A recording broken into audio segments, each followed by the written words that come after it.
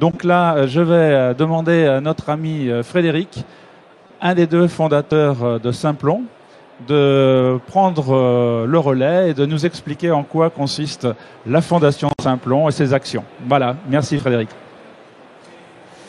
Et pour parler des filles, quand même, on s'est quand même dit que ce serait mieux s'il y avait des filles. Donc allez-y, je vous en prie. Voilà, Louise qui travaille à la fabrique Simplon de Paris 20. Allez, installez-vous, c'est moi qui vais vous lancer tout ça. D'abord, je fais un petit pitch, puis après, je vous passe la parole et je quitterai même la scène. Donc voilà. Donc juste très rapidement pour vous parler des actions de la Fondation Simplon, parce que c'est voilà. Après, je leur laisserai la parole. C'est ce qu'il y a de plus intéressant. Donc Simplon, ça existe depuis 4 ans et en fait, nous, on est parti du constat qu'il y avait un manque de compétences numériques dans les entreprises. On sait qu'il y a 50 000 postes de développeurs qui sont pas pourvus par an, que toutes les entreprises cherchent des compétences numériques, et qu'il y avait des gens extrêmement talentueux qui étaient au chômage. Et donc, on essaye de faire la passerelle entre les deux en proposant des formations gratuites aux métiers techniques du numérique pour assurer l'inclusion le plus large des gens dans ces métiers numériques. Et malheureusement, dans les métiers numériques, il y a la diversité. Ça commence déjà par le problème de genre. Il y a 15% en fait de femmes qui travaillent dans le numérique, alors qu'il y a 45% de femmes dans les terminales scientifiques, 30% dans les prépas. Et ça tombe à 15%, 20% dans les écoles d'ingénieurs, écoles d'informatique. Donc on s'est dit qu'il fallait qu'on fasse de cet axe de la féminisation des métiers techniques du numérique un axe fort. Et donc on essaye d'avoir à 50% de filles dans toutes les promos Simplon. C'est extrêmement difficile. On y arrive assez rarement. On y arrive à Montreuil, à Paris, à Villeurbanne. Mais après, dès qu'on est dans des territoires, genre l'outre-mer, la ruralité, ou même dans d'autres grosses agglomérations de province, en fait, il n'y en a pas. Et donc, on a commencé à chercher. On a quand même, sur les 1000 personnes qu'on a formées, on a 33% de femmes, donc ce qui est énorme par rapport à une école d'informatique comparable. Et donc, on a cherché à savoir quelles étaient les raisons. Et donc, on a creusé ça avec une anthropologue qui est spécialisée sur les questions de genre, qui est Mounia, que peut-être vous évoquerez dans le programme. Et on a essayé de travailler à comment recruter, comment faire connaître ces métiers-là, comment combattre ce qu'on a assez facilement identifié comme le syndrome de l'imposteur ou l'autocensure, en disant non, c'est pas pour moi, c'est plutôt un truc de mec, l'informatique, alors que bien entendu c'est faux. Et on a travaillé avec les conseillers Pôle emploi et avec toute la chaîne de valeur pour pousser les candidatures féminines et faire en sorte qu'elles osent, quoi. Parce que même dans des promotions Simplon à 50% de filles et 50% d'hommes, il y avait des problèmes de mixité. C'est-à-dire que par exemple, un mec qui est planté sur un problème de bug, il va pas aller demander à une fille de le débloquer.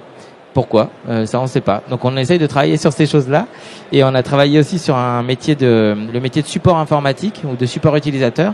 Et là, on nous a dit, nous mettez pas trop de filles parce que les hommes, ils aiment pas trop se faire dépanner par des filles quand ils sont plantés. Donc vous voyez quand même ces histoires de genre, ça va quand même assez loin. Et donc on va vous parler de 2 programmes. Donc le programme Hackeuse, donc qui essaye de soutenir les candidatures féminines dans les métiers de la programmation, et le programme Makeuse qui est soutenu par la Fondation Manpower, qui essaye là aussi de féminiser les métiers, mais pas les métiers de la programmation, les métiers de la fabrication numérique, les Fab Labs, tout ce qui est fabrication 3D, impression 3D.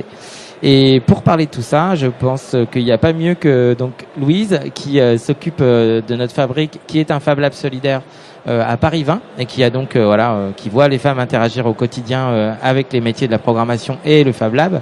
Et puis 2 personnes qui ont fait notre SaaS Hackeuse, donc qui vont pouvoir témoigner de leur expérience. Une qui a intégré directement Simplon à Aulnay-sous-Bois après, et une autre personne qui elle a fait une autre formation informatique et qui va recommencer à candidater à Simplon. Donc je vais leur laisser la parole dans cet ordre-là, et voilà. Et n'hésitez pas à nous interrompre si vous avez des questions. C'est pas un exposé formel, on est là pour échanger et discuter, c'est pas du tout un truc voilà. Merci Fred. Donc moi je travaille sur la fabrique Simplon du 20e arrondissement, et on a la chance d'avoir à la fois un espace de formation et un Fab Lab solidaire. Donc je vais peut-être commencer par parler de mon expérience en tant que chargée de promotion et d'insertion professionnelle. Donc en fait moi j'accompagne les personnes qui sont en formation chez nous sur tout le volet projet professionnel et ce qu'on fait à la sortie de Simplon. Et le recrutement également de nos apprenants. C'est vrai qu'aujourd'hui, sur ma promotion, j'ai 8 jeunes femmes sur 28 apprenants. Donc l'idée, c'est sur la prochaine promotion d'avoir plus de femmes. Et au niveau des promotions de nos formations, on met des actions en place, des actions spécifiques, notamment sur des journées comme la Journée internationale des droits des femmes, où on a, au niveau de la fabrique de Paris 20, organisé des sessions d'initiation au code et de rencontres entre nos apprenants et des jeunes femmes du quartier et des jeunes filles aussi, des enfants. D'ailleurs, Frédéric, les problématiques dont tu parlais on les ressent au quotidien au niveau d'une promotion. Comment faire vivre les jeunes femmes et les jeunes codeurs ensemble, les jeunes hommes. Je pense que les filles nous en parleront. Et sur cette fabrique, nous avons un espace Fab Lab. Donc Fab Lab avec des découpes laser, des machines d'impression 3D et des brodeuses numériques. Et alors figurez-vous que souvent les maires du quartier viennent nous voir pour la brodeuse numérique, qui semble être la seule machine presque exclusivement réservée aux femmes.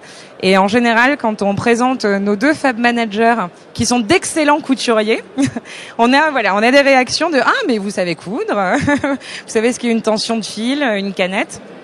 Et c'est aussi par ce biais-là qu'on arrive à faire venir les jeunes femmes, les mères, les jeunes filles dans notre espace Fab Lab, et en fait à ouvrir les jeunes femmes à d'autres machines. D'ailleurs, la plupart viennent nous voir en disant mais non, pas du tout. Moi, la brodeuse ou la machine à coudre ne m'intéresse pas. Moi, je viens pour faire du Arduino, je viens pour faire de l'impression 3D. J'ai un projet et c'est vrai que c'est un espace de vraie mixité pour le coup.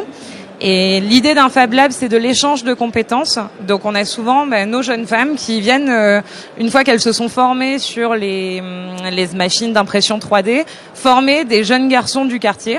On travaille beaucoup avec des associations de quartier et on a des situations assez intéressantes. Juste une petite relance pour vous dire qu'on est vraiment sur des phénomènes qui sont des phénomènes culturels, parce que si on prend des pays comme la Corée, l'Inde ou la Chine, là-bas, un développeur sur 2 est une développeuse. Et dans les universités informatiques, en fait, il y a même parfois plus de femmes que d'hommes. Donc on est vraiment sur quelque chose de culturel, d'anthropologie, qui est lié à la société, aux représentations. Et donc ça, c'est très important qu'on arrive à le déconstruire. Et quand on parle à des geeks, le milieu des geeks est parfois un petit peu misogyne, plus on est technique, plus on est misogyne. Et quand on rappelle par exemple à des développeurs ou à des hackers que la personne qui a commencé à inventer la programmation au XVIIe siècle, c'était une femme, qu'elle s'appelle Ada Lovelace, que c'était la nièce de Lord Byron, et qu'elle avait passé des métiers à tisser à la machine à calculer en inventant la première forme de code, les gens tombent de leur chaise, parce que certainement que dans les écoles d'informatique, on n'apprend pas aux jeunes hommes que l'informatique et le codage a été créé par une femme. On n'apprend pas non plus qu'un amiral de la Navy américaine qui s'appelle Grace Hopper a inventé un des premiers langages de programmation extrêmement puissant qui est toujours en production aujourd'hui alors qu'il a été inventé dans les années 60. Donc il y a bien une histoire un peu compliquée où en fait on voit bien que c'est les hommes qui font l'histoire de l'informatique et comme par hasard ils oublient que dans l'histoire de l'informatique il y a aussi des femmes.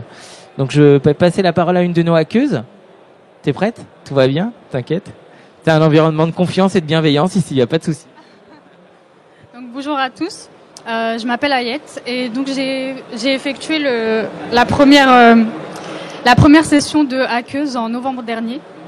Donc je vais vous parler de mon expérience personnelle. Donc hackeuse, c'est un programme de découverte en fait du monde du numérique exclusivement réservé aux femmes.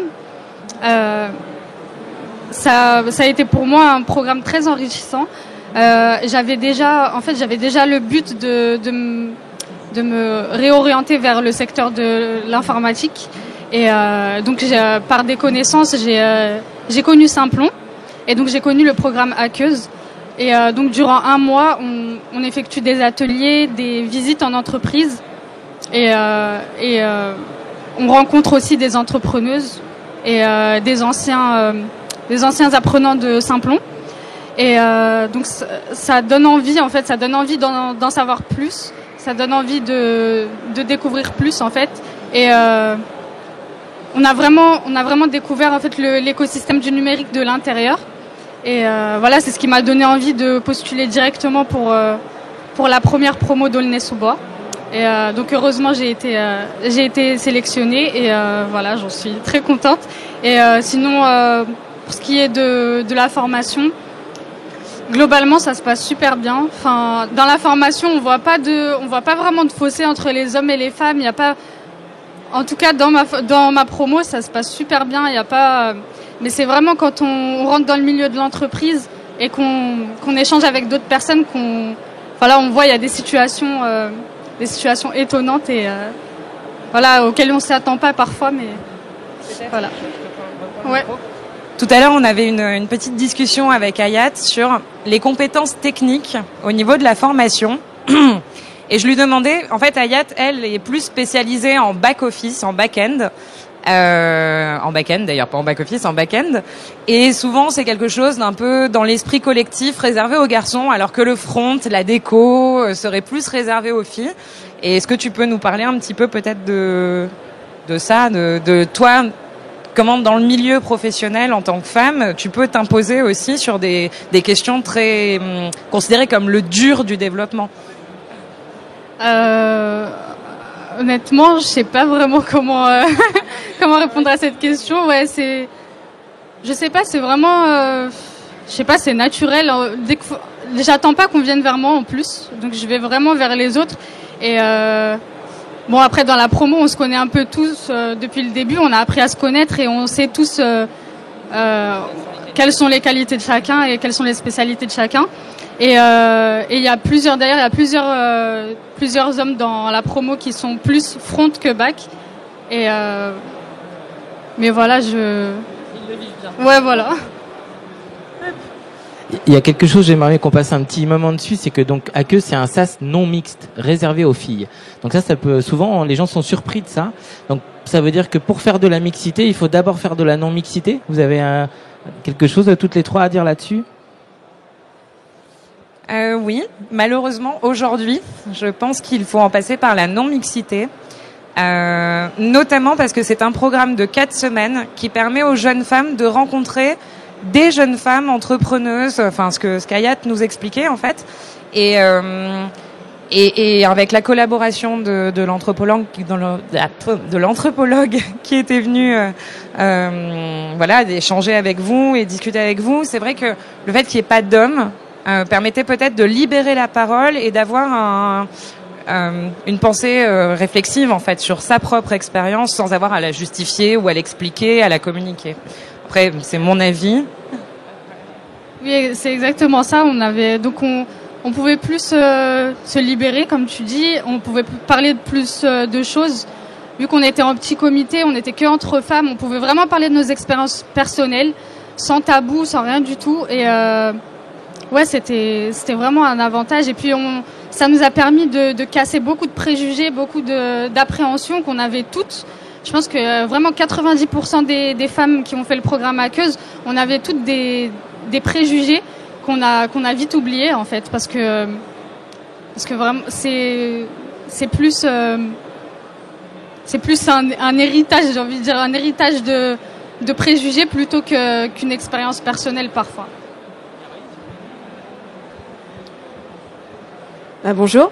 Oui, pour revenir à ce que disaient mes collègues, Hackeu, ça m'a vraiment permis déjà de prendre confiance en moi, de me dire que oui, j'ai envie de faire du développement et oui, c'est possible. C'est pas parce que je suis une fille et que j'ai pas fait d'école d'ingé que je peux pas me lancer, que j'ai pas le droit de me lancer. Il faut juste avoir, je pense, l'envie, la curiosité, parce que le métier de développeur, c'est avant tout de la curiosité, savoir chercher l'information, se débrouiller tout seul.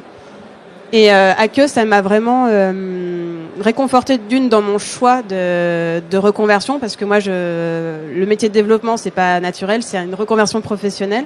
Et en intégrant Hackeu, je savais plus ou moins que ça allait me plaire, mais pas trop. Je voulais vraiment rencontrer des personnes qui allaient me réconforter dans mon choix et me dire tu prends la bonne décision, si t'as envie de le faire, fais-le. Et effectivement, toutes les rencontres qu'on a pu faire, que ce soit des jeunes femmes entrepreneuses de start-up, des développeuses, qu'est-ce qu'on a eu? On a eu tellement de choix de rencontres. Enfin, je remercie Simplon d'avoir créé ce SaaS, parce qu'effectivement, j'ai aussi rencontré énormément de filles qui partageaient mon projet, mon envie de me reconvertir. Et aujourd'hui, on se revoit encore. J'allais le dire, c'est une grande famille, une petite grande famille. Ça a vraiment créé quelque chose. Et alors moi, j'ai pas fait tout de suite après la formation Simplon. J'ai enchaîné par une autre formation un peu plus courte en 3 mois. Mais quand même, j'ai envie de retourner à Simplon, me former davantage, parce que le métier du développement, quand on veut vraiment se lancer et être bon, je pense que 3 mois, c'est peut-être pas suffisant pour être vraiment performant quand on n'en a jamais fait. sauf éclair de génie, hein, mais bon, moi je l'ai pas eu, cet éclair de génie, donc je pense qu'une deuxième formation, ce sera complémentaire et ce sera que bénéfique pour ma carrière professionnelle ensuite. Et je retourne à Simplon avec joie, parce que c'est aussi une ouverture d'esprit, ça nous laisse, enfin c'est la porte à plein de possibilités derrière. Pour moi, voilà, et Aqueuse, voilà, c'est surtout beaucoup de rencontres, de belles rencontres et des liens forts, je trouve. Voilà.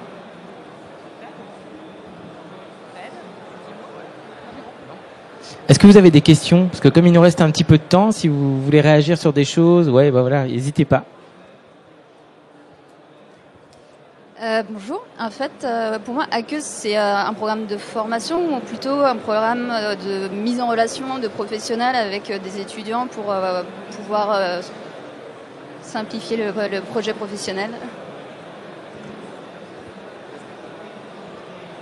Alors Aqueuse, en fait, c'était à la base une idée lancée par l'anthropologue qui s'appelle Mounia El-Kotni, qui a justement décidé de créer ce sas de découverte des métiers du numérique aux filles.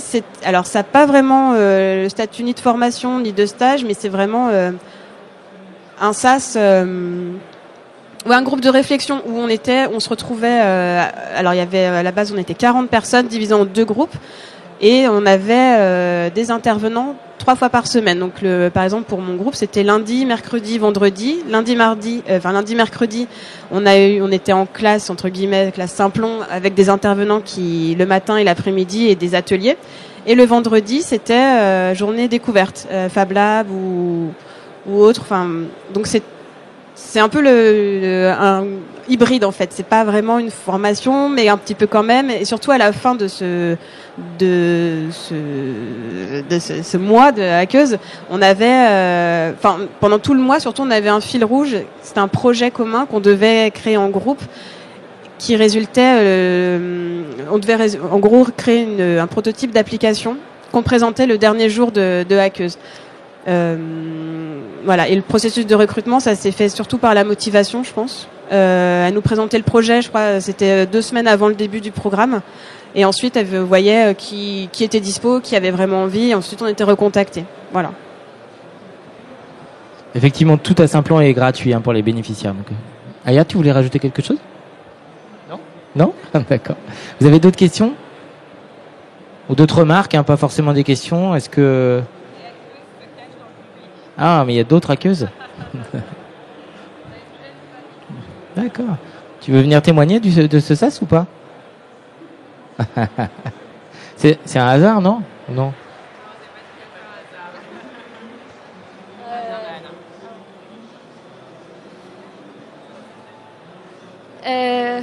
Ok. Aqueuse, c'était en quoi? En novembre?